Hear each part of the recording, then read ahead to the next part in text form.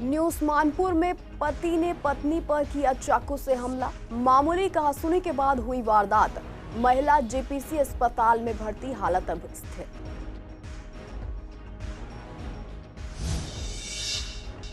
Jagatpuri Subway लोगों के लिए बन गया परेशानी। लोगों को सड़क पार करने में हो रही मुश्किल। सबवे में गंदगी और अंधेरे से बड़ा खतरा। लोगों ने प्रशासन से सुरक्षा और सफाई की मांग की। आदित्य मॉल के पास दिन दहाड़े chain snatching, joint CP office के नजदीक हुई वारदात। बाइक सवार बदमाश फरार, पुलिस ने शुरू की जांच।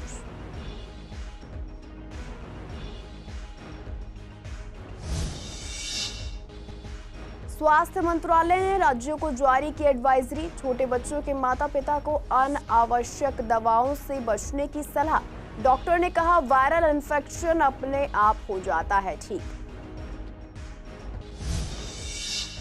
नमस्कार, आप देख रहे हैं सीसीएन डिजिटल। मैं हूं आपके साथ शिवानी तिवारी। स्वागत है आपका हमारे खास कार्यक्रम पूर्वी दिल्ली खास में। बुलेटिन की शुरुआत करेंगे कुछ खास खबरों के साथ।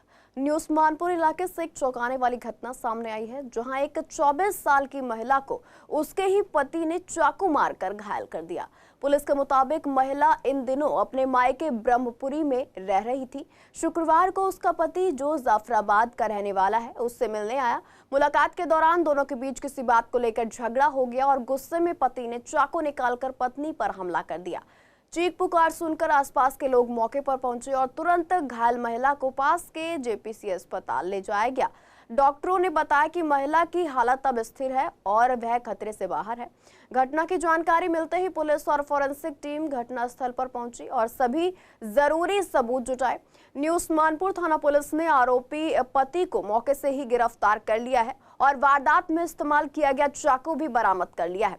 पुलिस ने आरोपी के खिलाफ बीएनएस की धारा 109 और आर्म्स एक्ट की धाराओं के तहत केस दर्ज किया है।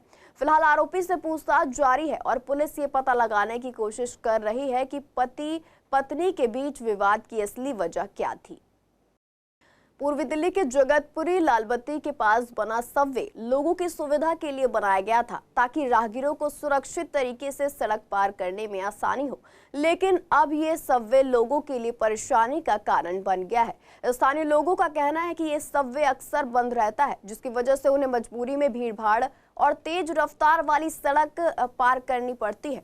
इससे एक्सीडेंट का खतरा हमेशा बना रहता है और कई लोग पहले भी हादसे का शिकार हो चुके हैं। जब ये सबवे खुला रहता है तब भी लोग इसका इस्तेमाल करने से कतराते हैं। सबवे के अंदर गंदगी, अंधेरा और बदबू रहता है।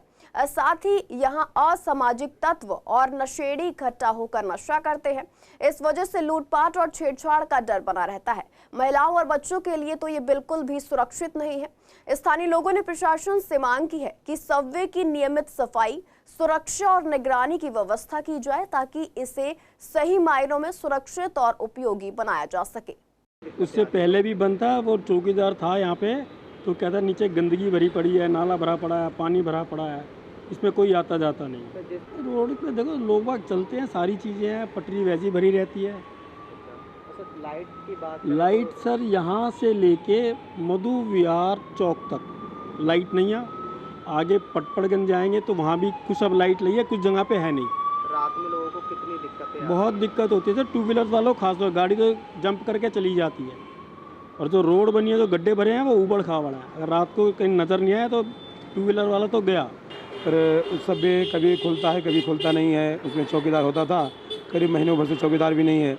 और जो पहले होता भी था तो उसमें बहुत गंदगी, फालतू लोग बैठे होते थे, अंदर लोग बैठे होते थे। उसमें जो बहन बेटियाँ हैं वो जाने के लिए डरती थी। उसमें लाइट नहीं है, कीचड़ उसके अंदर, पानी है।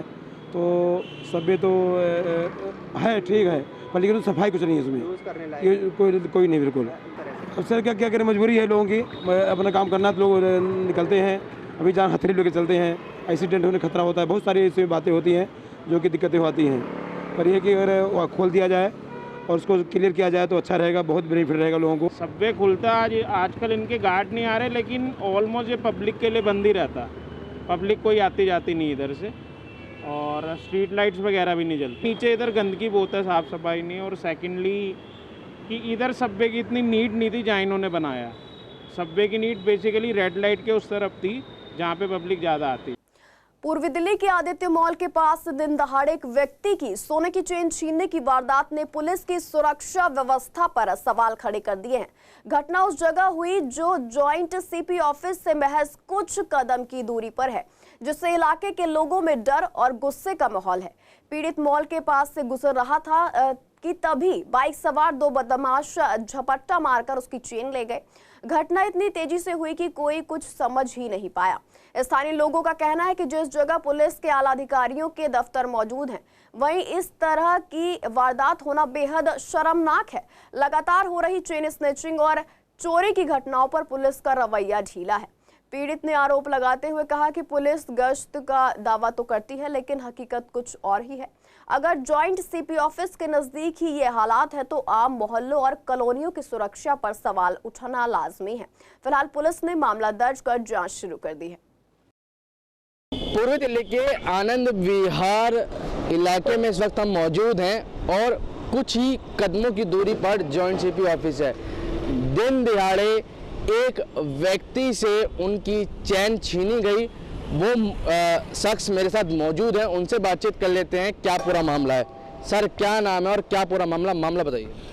मामला ये है, मैं अपने घर, मेरा नाम हेमंत तिवारी, सोनू वीआईपी नाम है मेरा। मैं अपने घर से आया तो मेरे पीछे ही बाइक आ रही थी। मैंने बाद में रिकॉर्डिंग चेक कराई, जैसे तो मेरे पीछे बाइक पे आ रहे थे। मैंने यहाँ पे स्कूटी खड़ी करी, मैं यहाँ तक पैदल आया तो यहाँ बाइक मोड़ के जो मैंने रिकॉर्डिंग में देखा, उन्हें एकदम आए मेरे छाती पे हाथ मारा। मेरी दोनों चैनें, 3 चैन थी मेरे गले में, 2 चैन और 2 लॉकेट वो ले गए मेरे। और मुझे एकदम से पता ही नहीं चल पाया हुआ क्या है मेरे साथ। तो वो बाइक लेके भाग गए। तो क्या आसपास डीसीपी ऑफिस भी है? हाँ, जॉइंट सीपी ऑफिस है, थाना यही है, थाना के पास में। जैसा कि आप देख सकते हैं, वारदात के बाद से ही पीसीआर जो गाड़ियां यहाँ पर जो है अपना पेट्रोलिंग कर रही है। साथ ही साथ आप देख सकते हैं किस तरीके से यहाँ पर वारदात को अंजाम दिया जाता है। उससे पहले हमने सड़क की खबर भी दिखाई थी और स्ट्रीट लाइट अभी भी यहाँ पर मौजूद नहीं है, लेकिन दिन दिहाड़े इस वारदात को अंजाम दिया गया। सर, क्या पूरा मामला दर्ज कर लिया गया? हाँ, मैं कल कंप्लेंट दिया हूँ, वो कहते शाम तक हो जाएगी एफआईआर। तो आपसे जानना चाहेंगे, क्या यहाँ पर जो इलाके में जो लोग रह रहे हैं या जिनकी शॉप है या कोई जो व्यापार यहाँ पर करता है, क्या वो सेफ है यहाँ पर? देखो, ये तो यही लोग बता सकते हैं भाई जी। मैं तो, मेरे साथ तो पहला हादसा हुआ यहाँ पे, और अभी थोड़े टाइम पहले मेरे भी एक दोस्त की चैन टूटी थी, तो उसकी भी ऐसे ही था जैसे मेरे साथ हुआ, मगर उसका रात का था, मेरा दिन दहाड़े। ये तो बस ये फ़र्क है। पुलिस क्या कार्रवाई कर रही है? क्या आश्वासन आप लोगों को? पुलिस ने ये कहा है कि जी हम कार्रवाई कर रहे हैं, और पुलिस अगर जो चाहेगी तो सब कुछ, देखो सारे कैमरे, जैसे मैंने खुद ने जाके 4 कैमरे चेक करे तो मुझे 4 कैमरों में मिल रहा है। तो वो तो जहाँ से वो चालू होंगे, शुरू होंगे, ख़त्म होंगे, हर जगह का पुलिस को चाहेगी तो निकाल लेगी। बहुत बहुत शुक्रिया सर हमसे बात करने के लिए। तो ऐसे में ये कहा जा सकता है कि अगर पुलिस चाहे तो आरोपी को पकड़कर सलाखों के पीछे डाल सकती है। और ये दिन दिहाड़े जो अगर बात की जाए, ये चलता हुआ रोड है जब इन शख्स के साथ जो है वारदात को अंजाम दिया गया है। वीडियो जर्नलिस्ट महेंद्र बोरा के साथ मोहित शर्मा, सीसीएन डिजिटल, दिल्ली। हाल ही में मध्य प्रदेश और राजस्थान में 11 बच्चों की मौत के बाद कफ सिरप को लेकर सवाल उठे थे। जांच में कोई हानिकारक तत्व तो नहीं पाए गए, लेकिन स्वास्थ्य मंत्रालय ने राज्य और केंद्र शासित प्रदेशों को एडवाइजरी जारी की है कि बच्चों में खांसी की दवाएं केवल तभी इस्तेमाल करें जब बेहद जरूरी हो। इसी मुद्दे पर हमारे संवाददाता अतुल शर्मा ने डॉक्टर कंवर सेन से बात की, तो उन्होंने बताया कि 2 साल या उससे छोटे बच्चों में वायरल इन्फेक्शन अक्सर सेल्स लिमिटेड होता है और अपने आप ठीक हो जाता है। डॉक्टर ने कहा कि जब दवा लिखी जाए तो पूरी जांच और सही तरीके से प्रिस्क्राइब करना जरूरी है। छोटे बच्चों में अक्सर मेडिसिन या कफ सिरप देने की जरूरत नहीं होती है, क्योंकि शरीर खुद ही संक्रमण से लड़ लेता है। देखिए, 2 साल के बच्चों में यूजुअली वायरल इन्फेक्शन होता है जो कि सेल्फ लिमिटेड होता है और अपने आप ही वो ठीक हो जाता है कुछ समय के बाद। लेकिन ये एक जांच का विषय है कि डॉक्टर जब दवाई लिखता है तो उसको उसकी पूरी इन्वेस्टिगेशन करके ब्रोंकोनिमोनिया तो नहीं है, ब्रोंकोलाइटिस तो नहीं है, उसमें विवेकपूर्ण तरीके से पूरे उसके जांच होने के बाद ही दवाई प्रिस्क्राइब करे। लेकिन मोस्टली ये देखा गया कि 2 साल के बच्चे, 2 साल से पहले बच्चे को वायरल कफ होता है जो कि सेल्फ लिमिटेड अपने आप ही ठीक हो जाता है, उसके लिए मेडिसिन देने की ज़रूरत नहीं होती।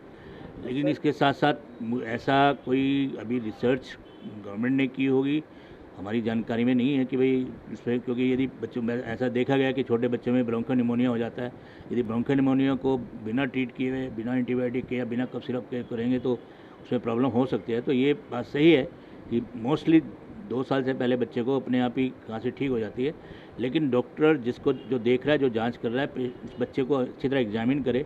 यदि उसमें निमोनिया या किसी और के लक्षण हैं तो विवेकपूर्ण तरीके से वो ट्रीट करे। ये कोई ज़रूरी नहीं है कि भाई कफ सिरप देना ही नहीं है या वो है, लेकिन कुछ लोग ऐसे होते हैं कि जैसे डॉक्टर ने एक बार प्रिस्क्राइब कर दिया, उसी प्रिस्क्रिप्शन को बार बार रिपीट करते रहते हैं।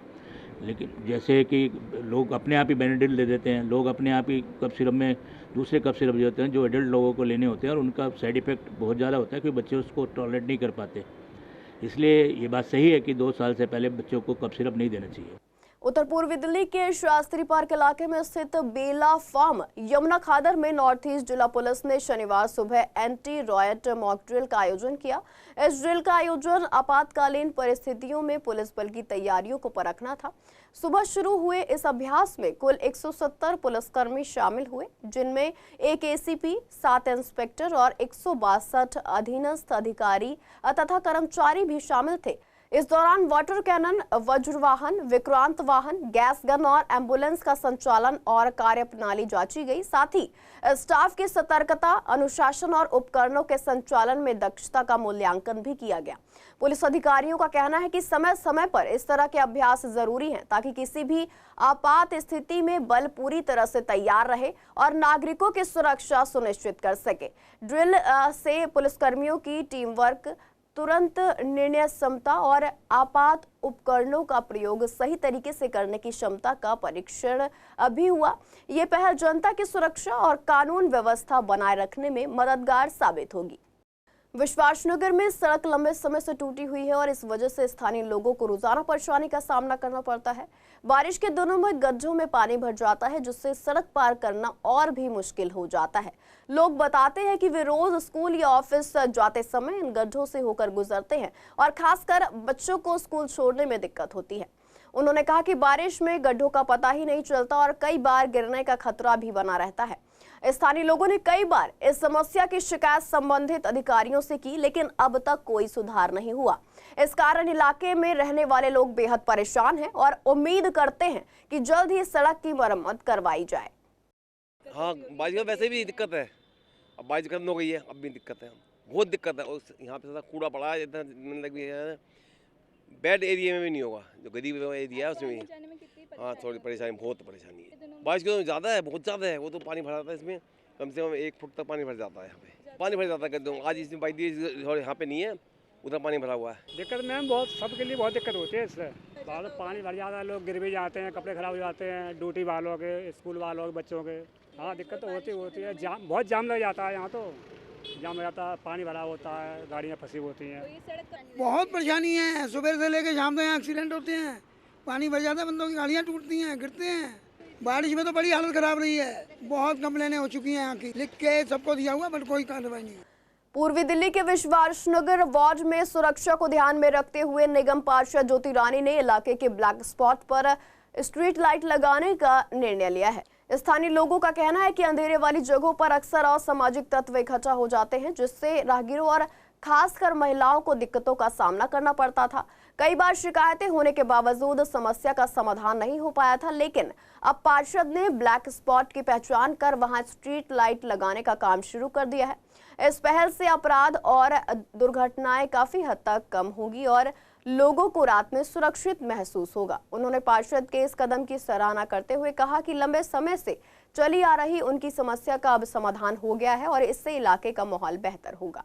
फिलहाल के लिए पूर्वी दिल्ली खास में बस इतना ही। ऐसी तमाम अपडेट्स के लिए बने रहिए CCN डिजिटल के साथ।